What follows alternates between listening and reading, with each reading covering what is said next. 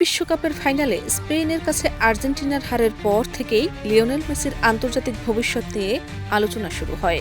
অবশেষে আর্জেন্টিনার স্থানীয় সংবাদ মাধ্যমগুলো জানায়, জাতীয় দলের হয়ে আর কোনো বিশ্বকাপ খেলবেন না এই মহাতারকা। তবে এখনই আন্তর্জাতিক ফুটবলকে বিদায় জানাচ্ছেন না ৩৯ বছর বয়সী মেসি।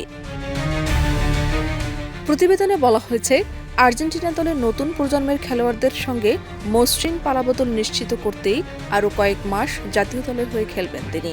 এরপর আনুষ্ঠানিকভাবে আন্তর্জাতিক ক্যারিয়ারের ইতি টানবেন।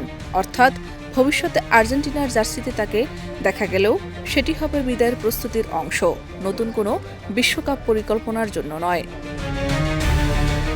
এদিকে মেসির বিদায়কে স্মরণীয় করে রাখতে বিশেষ পরিকল্পনা করছে আর্জেন্টিনা ফুটবল অ্যাসোসিয়েশন। ক্রীড়াভিত্তিক সংবাদ মাধ্যম বিন স্পোর্টস জানিয়েছে, তার সম্মানে একটি জাঁকজমকপূর্ণ বিদায়ী ম্যাচ আয়োজনের চিন্তাভাবনা চলছে।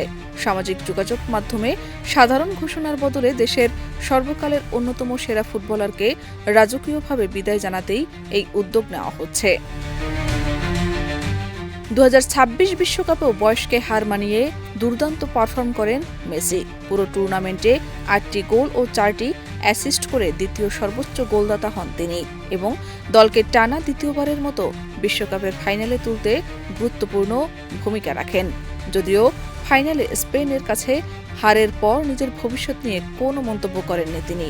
সে সময় কোচ লিওনেল স্কালোনি বলেছিলেন, মেসির জন্য জাতীয় দলের দরজা সবসময়ই খোলা থাকবে।